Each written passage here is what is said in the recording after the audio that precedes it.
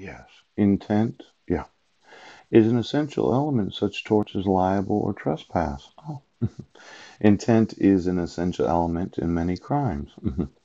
But the same person who, in the eyes of the law, is not mentally competent to commit a crime, on the ground that an insane person lacks intent, yes, they may be liable for committing a tort. Yeah.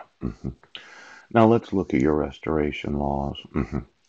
Your restoration laws say that, well, he was insane at the time of the cyber stalking and the violating of the restraint provisions in Jefferson County. Oh, or he was insane in that he didn't know that he was in Sequim, Washington, and he violated the restraint provision.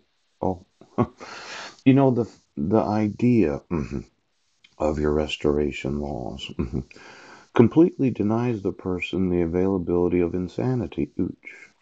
Now I know you'd say that the person's insane and then they didn't know what they were doing at the time of the crime. Yes. But I'd say that your restoration laws are actually criminal. Because if a person was really insane at the time of committing a crime, yeah, they had no idea what they were doing. Pooh.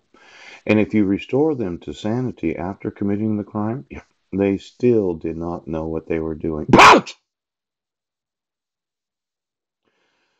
This idea of the restoration of the insane mind of the accused, yes, so that they can understand the nature and the cause of the allegations against them, yes. I'm kind of thinking, okay, that the only need for restoration laws is so that when you're sentenced, yes, because of the crime, yes, but you were competent to stand trial, yes.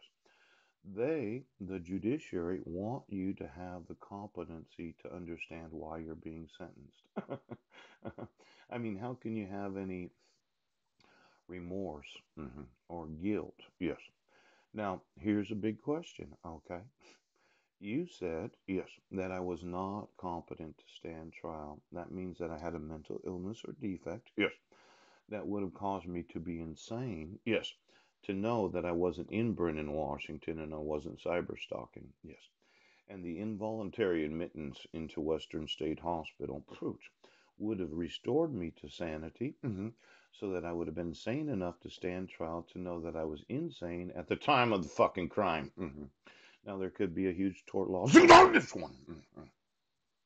Now we're up to about 500 billion fucking dollars today.